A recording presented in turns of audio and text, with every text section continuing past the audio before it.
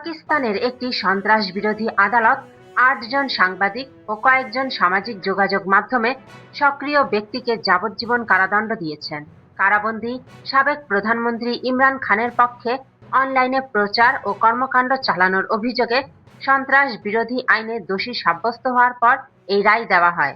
এই রায়ের সূত্রপাত ২০২৩ সালের ৯ মে ঘটে যাওয়া সহিংস বিক্ষোভকে কেন্দ্র করে দায়ের করা মামলাগুলো থেকে।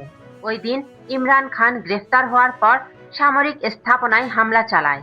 এরপর সরকার ও সেনাবাহিনী ইমরান খানের দল ও ভিন্ন মতাবলম্বীদের বিরুদ্ধে ব্যাপক ধরপাকড় অভিযান শুরু করে। উস্কানি, রাষ্ট্রীয় প্রতিষ্ঠানে হামলা এবং সহিংসতা ছড়ানোর অভিযোগে শত শত মানুষকে সন্ত্রাস বিরোধী আইন ও সামরিক বিচারের আওতায় আনা হয়। আদালত রায়ে উল্লেখ করে, দণ্ডপ্রাপ্তদের অনলাইন কার্যক্রম পাকিস্তানের আইনে সন্ত্রাসবাদের শামিল এবং এসব কন্টেন্ট সমাজে ভয় ও অস্থিরতা সৃষ্টি করেছে। আদালতের নথি অনুযায়ী দণ্ডপ্রাপ্তদের অধিকাংশই পাকিস্তানের বাইরে অবস্থান করছেন এবং বিচার চলাকালে আদালতে হাজির হননি।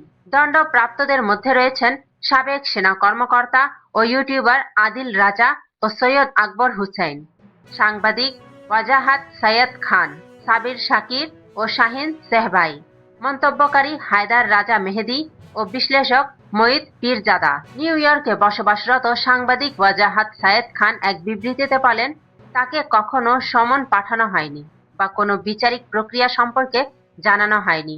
তিনি দাবি করেন, এই রায় ন্যায় বিচার নয়, বরং রাজনৈতিক উদ্দেশ্য প্রণোদিত একটি প্রক্রিয়া। সাংবাদিক সুরক্ষা কমিটি আগেই জানিয়েছিল, এসব তদন্ত সমালোচনামূলক সাংবাদিকতার বিরুদ্ধে প্রতিশোধমূলক পদক্ষেপের অংশ।